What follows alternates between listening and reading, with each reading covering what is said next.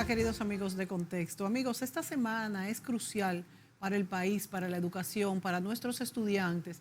Después de tantos meses, después de haber concluido el año pasado, pudiéramos decir sin perderlo, porque se salvó el año, aunque no de la mejor manera posible, pero no había otra forma. Creo que fue un logro del gobierno, del país, haber al menos salvado lo que fue que los niños no perdieron ese año, pero nos deja muchas tareas pendientes en este nuevo año y ya estamos de manera presencial. A mí me caben mis dudas si esto podrá seguir pues durante todo el año. De hecho, hemos visto el Colegio Calasanz que ha vuelto a la virtualidad, pero por otro lado, el lunes fue una asistencia masiva en los colegios privados y públicos y los niños se veían contentos, se veían deseosos de estar compartiendo con sus profesores, con sus amiguitos, recibiendo sus clases de manera presencial. Vamos a ver cómo se va a organizar todo esto. Se dice que se van a hacer grupos que irán algunas veces a las semanas y otras veces será presencial.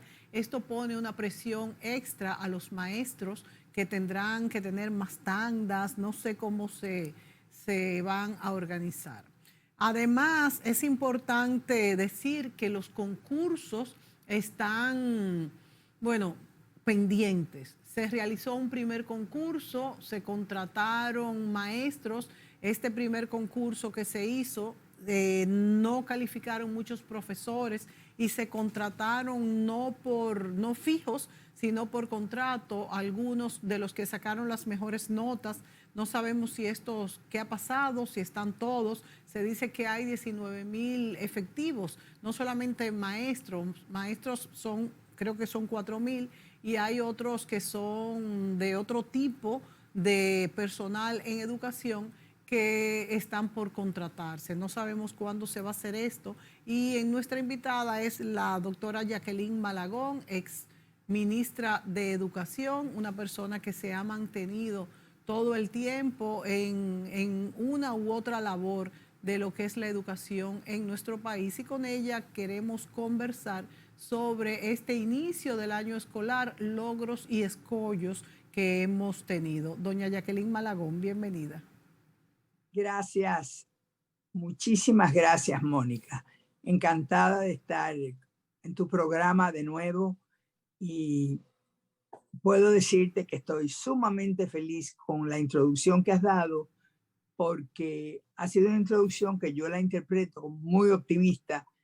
Así mismo me siento yo, sin dejar de perder algunas incertidumbres porque la pandemia en nuestro país ha bajado la positividad muchísimo, pero eso no significa que se ha ido del todo, sobre todo cuando dicen las instituciones mundiales, la pandemia llegó y se va a quedar, va a ser endémica, va a estar en la vida de uno igual que están las gripes o igual que están otros tipos de virus, ¿no?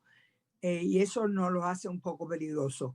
De todas maneras, yo comparto contigo el reconocimiento que le haces tanto a la presidencia como al propio ministro de Educación, al doctor Roberto Fulcar, a los viceministros que han estado trabajando muy, muy fuertemente. Yo te puedo decir porque como asesora del ministerio, pues a veces estoy por allá y veo el afán que tienen, cómo están todos trabajando. Están trabajando un promedio de 16, 18 horas diarias. Están realmente comprometidos en ver cómo salvamos esta situación. Así como tú dijiste de que el día de ayer fue un día donde hubo una masiva presencia de los estudiantes, porque tenemos que considerar la masiva un primer inicio de clase o una primera semana de clase donde está entre el 80 y el 90%, porque en años anteriores, no pandémicos, sin ningún tipo de problema desde el punto de vista sanitario, no ha sido más del 50 o el 60% la primera semana de clases. Esto nos dice a nosotros el deseo que tienen los muchachos de volver a sus clases. Y ese deseo no solamente está vinculado a su deseo de aprender, yo creo que está también muy vinculado con su forma de tratarse con lo que llamamos los pares de ellos, o sea, sus amigos. Le han hecho una falta enorme. En todos los países del mundo se ha no criticado negativamente, sino que se ha criticado cómo la pandemia afecta socioemocionalmente al niño. Y tú tienes una persona como el doctor Fernando Reimers en Harvard, que ha demostrado una y otra vez que el problema de la ausencia del aula no es solamente que el niño en ese momento no puede aprender, es que el daño es mayor, porque el niño después que tiene 2, 3 meses fuera de la escuela, al niño se le olvida lo que ya había aprendido. Y en nuestro caso, tenemos ya 1 año y 7 meses fuera de la escuela. A mí me preocupa muchísimo y lo he conversado con el propio ministro que me dio la oportunidad de conversar con él hace unos días. Y la verdad es que el hecho de que se van a hacer pruebas diagnósticas en esta y la próxima semana, yo creo que será más bien la próxima semana que ya estará mucho más normalizada la presencia de los muchachos y cómo se van a distribuir las clases, el tema de manejar el protocolo sanitario con toda fidelidad al mismo. Pero nos ponemos a hablar y decíamos que la vuelta a las clases no deja de traer sus incertidumbres. Estamos todos felices. Los niños vuelven, los vamos a hacer pruebas diagnósticas. Esas pruebas diagnósticas nos van a decir el nivel de aprendizaje que tienen, que yo anticipo como educadora que va a ser sumamente diferente entre unos y el otro, porque hubo niños que aprovecharon la radio, otros no tenían la radio. Hubo niños que aprovecharon la televisión, otros no tenían la televisión. Hubo niños que el cuadernillo fue su instrumento, pues a veces llegaba el cuadernillo, a veces no llegaba, con todo el esfuerzo que hacía el ministerio.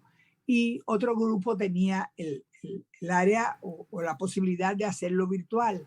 Pero ¿cuántos niños podían tener el internet, la laptop? Entonces muchos niños, se anunció en la prensa, que manejaban el teléfono móvil, ¿no?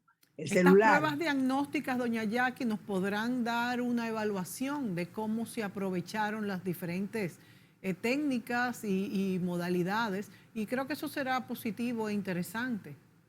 Totalmente positivo. Inclusive yo tengo ya un artículo escrito, pero que mandé uno primero, una serie de artículos que estoy haciendo, y uno de ellos se refiere precisamente a las pruebas diagnósticas. A mí me parece excelente que las hayan programado.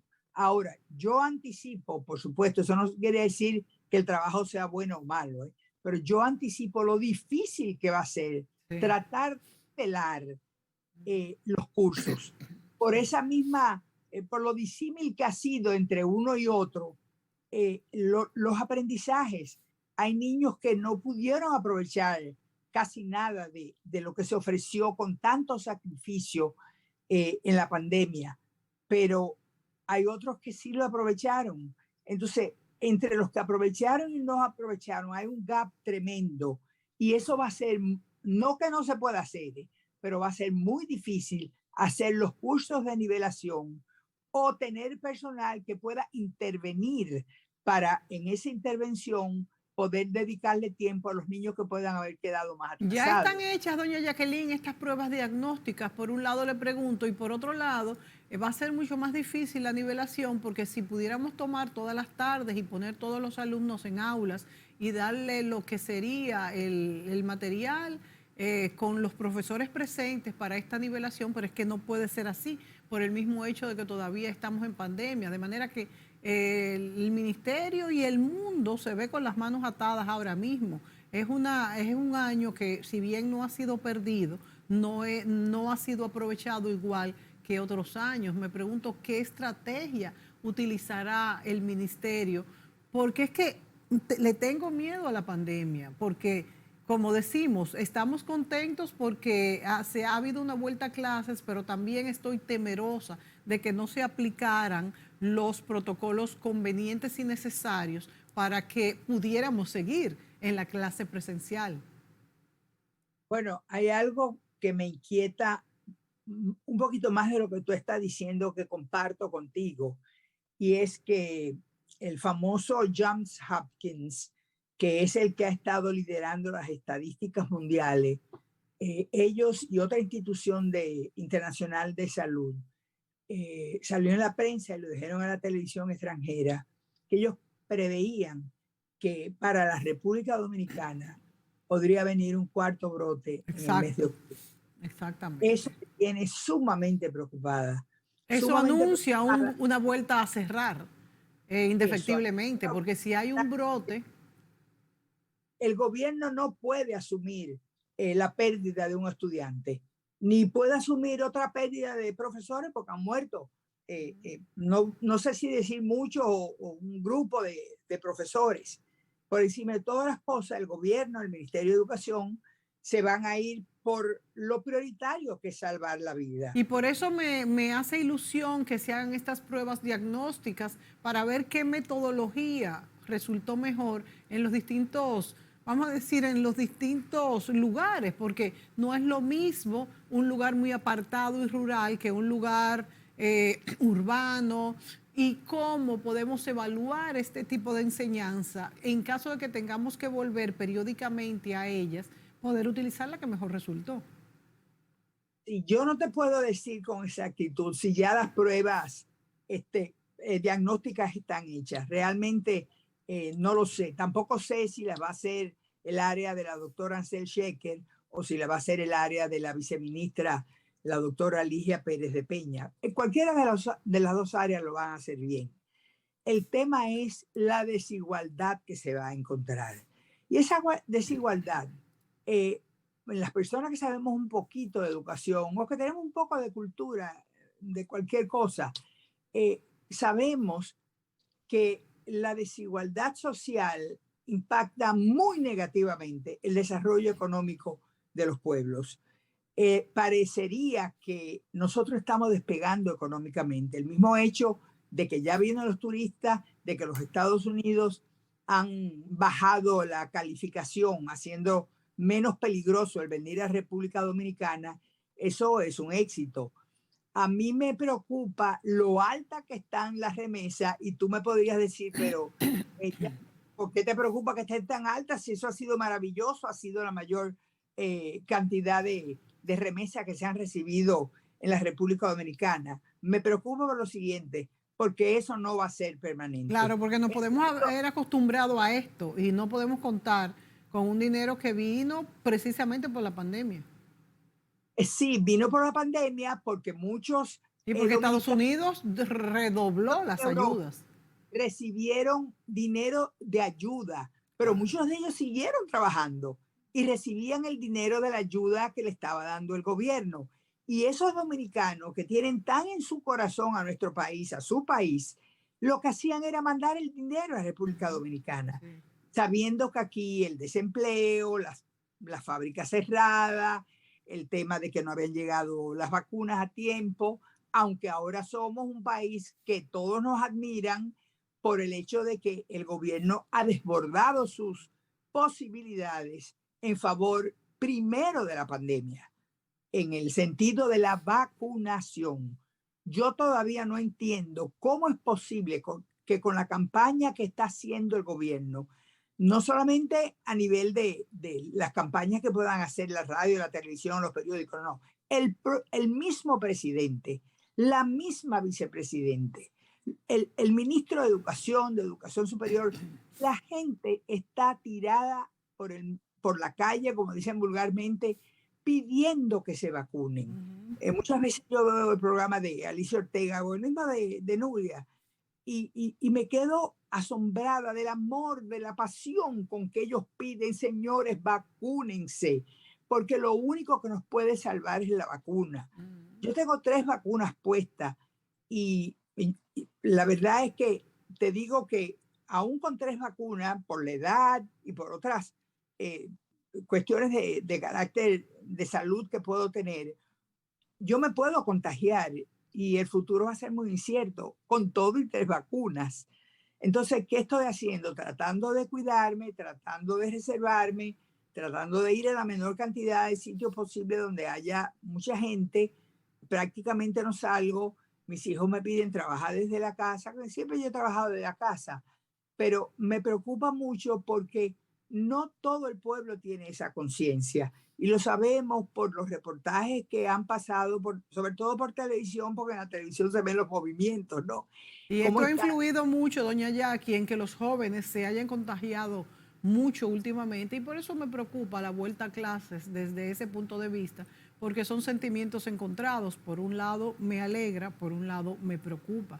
Y por eso creo que esto será cuestión de un híbrido entre la clase virtual y la clase presencial, que ya será un paso adelante. Nos vamos a la pausa y volvemos con usted de inmediato.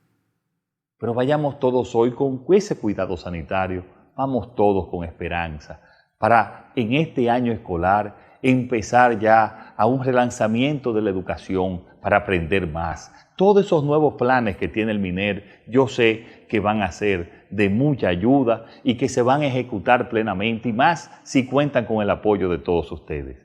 Con el apoyo de todos, de toda la comunidad educativa, de los estudiantes, de los profesores, del MINER, de todos, yo creo que podemos hacer un gran cambio en la educación dominicana, y eso es lo que queremos, eso es lo que esperamos, porque la educación es la única esperanza para salir del subdesarrollo.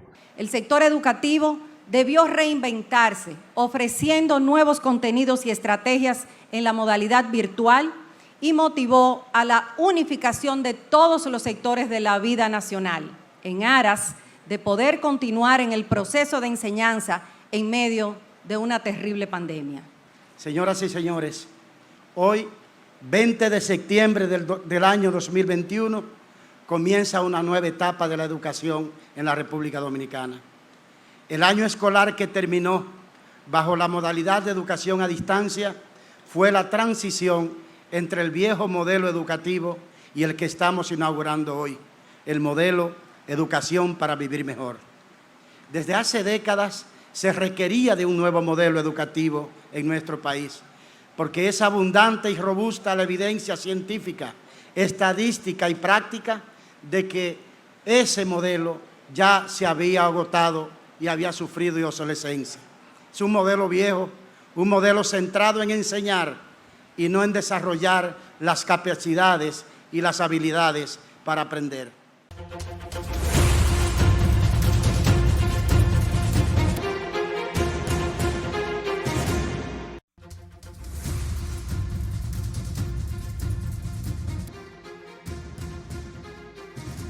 Amigos, hoy conversamos con Jacqueline Malagón, exministra de Educación, y hablamos con alegría de la vuelta a clases.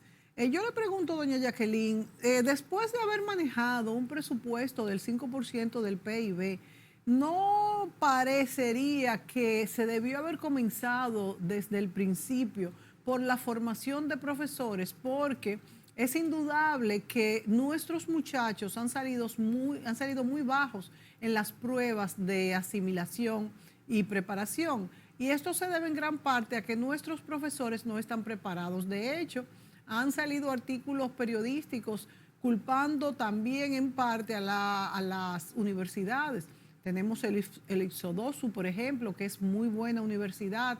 La misma UNFU tiene muy buena carrera de educación. ¿Qué es lo que está fallando en la formación de profesores y qué puede hacer el gobierno con este dinero? Porque no es solo hacer planteles, que si bien es cierto que son importantes y que hay algunos que todavía les falta mucho por mejorar, sin profesores esos planteles no nos van a ayudar. Estoy totalmente de acuerdo contigo. Inclusive la historiadora, reputada educadora y líder en el país, en el ámbito de toda la cultura, nuestra amiga Mukien Sambén, escribió un artículo la semana pasada en el periódico Hoy, donde realmente le puso el dedo a la llaga y estaba hablando de la responsabilidad de las universidades en la formación de los profesores. La gente tiende a culpar al Ministerio de Educación de todas las desgracias que tiene la educación dominicana. Y digo desgracia porque el estar en el último lugar de todas las pruebas internacionales y las nacionales, llamémosles diagnósticas o las pruebas nacionales de último curso de la secundaria o de antiguo bachillerato, ¿no? El estar en los últimos cursos nos está diciendo que estamos muy mal, y por eso me atrevo a decir dramáticamente que algo malo está pasando. Pero lo que está pasando malo no es solamente responsabilidad o culpa o achacárselo, como dice la gente, al Ministerio de Educación. Yo creo que esto es una responsabilidad compartida. Y es compartida porque, como bien están diciendo, ya hoy mismo hay artículos magníficos donde están criticando lo que llamamos en el lenguaje coloquial educativo los formadores de formadores. ¿Están los formadores de formadores en las universidades realmente preparados para esta nueva educación? No la que hemos tenido, en la que ya sabemos que hemos fallado, sino en la que está por venir, porque todo va a cambiar, Mónica. La educación va a cambiar de arriba abajo, la economía va a cambiar, todo va a cambiar. Tenemos la amenaza del cambio climático. Por suerte, las ciencias ambientales ya entran a la escuela a través de la ley de educación ambiental. Y la verdad es que hay muchos signos de interrogación que son interrogantes preocupantes. Yo no quisiera pensar, y le digo a los amigos, colegas de mi generación, que tratemos de no, yo diría que hasta de orar, se lo digo a las amigas, no, de que el Johns Hopkins realmente esté equivocado. Yo sé que la institución ha acertado en muchísimos casos durante este año y medio, pero yo creo que quizás se equivoca con República Dominicana, porque aunque en estos días parece que ha habido un poquito de incremento en los contagiados y ha habido 3, 4, 5 muertos en algunos días, en otros días ha habido 1, creo que hubo un día que no había nadie que había fallecido, estamos expuestos a cualquier brote nuevo. Y si hay un brote nuevo, como dijimos ahorita, no hay más remedio que cerrar la escuela. No hay más remedio que cerrar la escuela y volveríamos a lo mismo. Pero ¿qué pasa con cerrar la escuela? No, es el daño socioemocional, es el daño a la familia, es el daño a la economía, porque la desigualdad social se manifiesta básicamente en el tema económico. La economía del país no va a prosperar si sus generaciones que están subiendo no se preparan para ese nuevo mundo. Yo estoy en este momento haciendo un trabajo medio de investigación para una universidad y yo creo que se van a asustar con lo que van a ver. El Foro Económico Mundial lo pone muy difícil. La misma CEPAL o el Banco Mundial, cuando hablan de los empleos que se van a perder como consecuencia, no de la pandemia, como consecuencia de las ciencias, como consecuencia del avance vertiginoso de la tecnología, como consecuencia de la presencia de los robots, la presencia de la inteligencia artificial. Y yo le agregaría 2 cosas más. Hace 20 o 25 años, y yo creo que más o menos me he mantenido al día porque he ido, siempre voy de Estados Unidos a universidades para mantenerme actualizada, pero la neurociencia es una ciencia, es una asignatura que en mi tiempo no se tomaba en cuenta y no se daba. Dábamos psicología educativa. Y el otro tema, que es de gravedad mortal, es el tema ambiental. El hecho de que el Consejo Nacional de Educación ya haya ha reconocido la Ley de Educación y Comunicación Ambiental que está promulgada y que está siendo implementada a través de un acuerdo de la Fundación Propagás, unas 4 universidades, ya el Ministerio de Educación Superior autorizó que podían entrar más universidades con un protocolo que ellos aprobaron, que en el Ministerio de Educación Superior aprobaron. Entonces son como demasiados desafíos que tenemos por delante y esos desafíos todos implican cambio. Estamos hablando de que debemos pensar en la innovación. Yo sé que el presidente Abinader se ha manifestado en este sentido hasta el punto de que ha creado el Gabinete de Innovación. Hay muchísimas instituciones del Estado que están encabezando diferentes temas. Y no puede haber innovación sin educación, doña Jacqueline. No Y le puede haber pregunto, y porque tenemos poco tiempo, le pregunto, no quisiera que se me quedara el tema de los profesores, de la ADP. La ADP ha dicho que las pruebas han sido muy fuertes y que esa es una de las razones por la que los profesores no han aprobado. ¿Cuál es su opinión? Porque yo no creo que sea cuestión de bajar el nivel de los profesores, sino de capacitarlos. ¿Cuál es su opinión? Exactamente la misma que tú acabas de decir. Estoy totalmente en contra de hacer las pruebas fáciles para que pasen más. Si nuestra realidad es que la formación es mala, asumamos las consecuencias. ¿Cómo vamos a hacer? Vamos a sentar que el presidente, se ha hablado de que posiblemente cree un gabinete educativo, si acaso no lo creara, ya yo he dicho en varios programas y entrevistas de periódico que consideren hacer lo que se llama en inglés un task force, que es un grupo pequeño que de diferentes áreas comprometidos con el desarrollo del país, muy avanzados en cada una de las ciencias que dominan, que se sientan solo a pensar cómo salimos de este enredo. ¿Cómo salimos de este enredo? Ahora, el enredo también está más complicado con la propia ADP.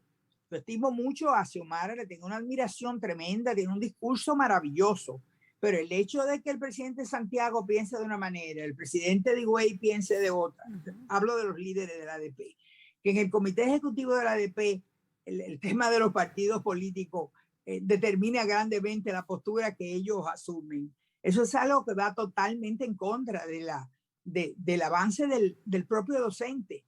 Es que yo no creo que el sindicato deba ser el único medio o su único propósito el estar defendiendo salarios, condiciones mejores para los profesores. Y lo está diciendo una persona que las personas mayores que tú, Mónica, tienen que recordar que en los años 80, en los años 90, yo estaba muy presente en escenarios como, por ejemplo, el almuerzo de la Cámara Americana, que hablé muchas veces aquí en Santo Domingo y hablé otras veces en la Cámara Americana de Santiago, y estábamos hablando del tema de los docentes. Estábamos pidiendo mejores salarios, estábamos pidiendo mejores condiciones de vida, pero esa no es la única misión del sindicato. El sindicato tiene que abocarse a unirse al ministerio para que se vinculen estrechamente de forma que sean un solo cuerpo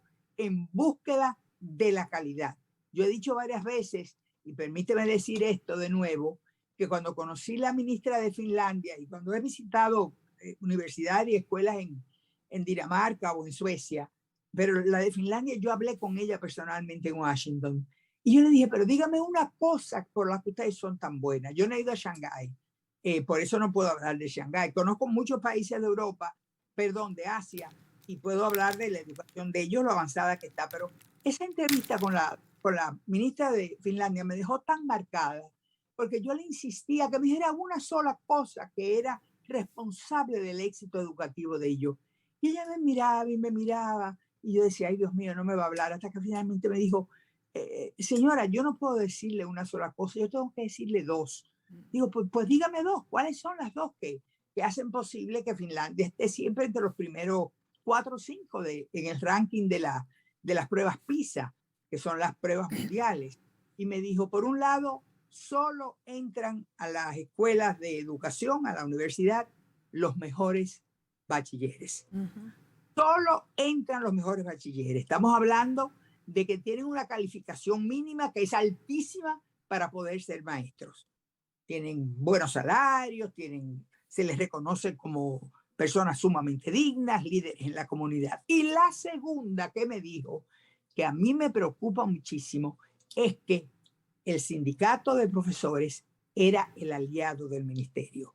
Cuando ella me habló de que era el aliado, yo le pregunté, ¿pero aliado en qué sentido? Y me dijo, señora, en el sentido de que somos uno, de que vamos de la mano, a ellos les interesa el aprendizaje de nuestros niños.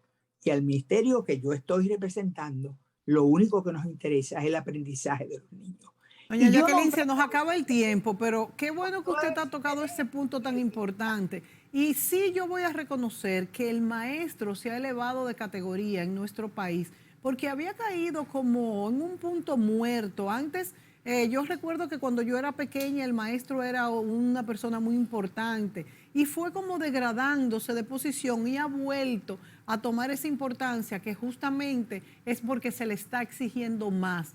Yo creo que estamos en un buen momento, pero nunca para bajar la calidad de la preparación del maestro escolar, universitario, de lo que fuera, sino para subirla, porque de ello va a depender que nuestros estudiantes salgan o no preparados para enfrentar la vida y para innovar.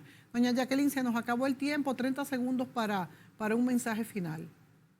Bueno, pedirle a Dios Todopoderoso que no vuelva otro brote, a las familias que confíen en las escuelas y al Ministerio de Educación que siga haciendo todos los esfuerzos que están haciendo para que este año pueda ser lo más normal posible, podamos nivelar el aprendizaje de los niños para disminuir las brechas que existen entre ellos, porque si nosotros no trabajamos para eliminar o disminuir la desigualdad social que se manifiesta de manera dramática en las comunidades muy vulnerables socioeconómicamente hablando, no podemos seguir pensando que el país son los quintiles 5, que son las personas que ya han logrado una educación generalmente en las escuelas o bilingües o fuera del país. El país es de todos. La educación, yo no se lo he dicho al ministro, pero en la próxima ocasión que tenga para hablar con él, quiero decirle que sus mejores maestros los manden a las comunidades más vulnerables, porque es donde los niños necesitan más atención. Señores, el problema nuestro son los maestros. Cada vez que tengamos mejores maestros, tendremos mejores estudiantes y tenemos también ese incentivo que necesita el estudiante. Además, recuerden que es una etapa muy permeable de la vida. Cuando somos estudiantes, de esa etapa dependerá toda nuestra vida futuro. Gracias a Jacqueline Malagón y gracias a ustedes, amigos, y será hasta la próxima.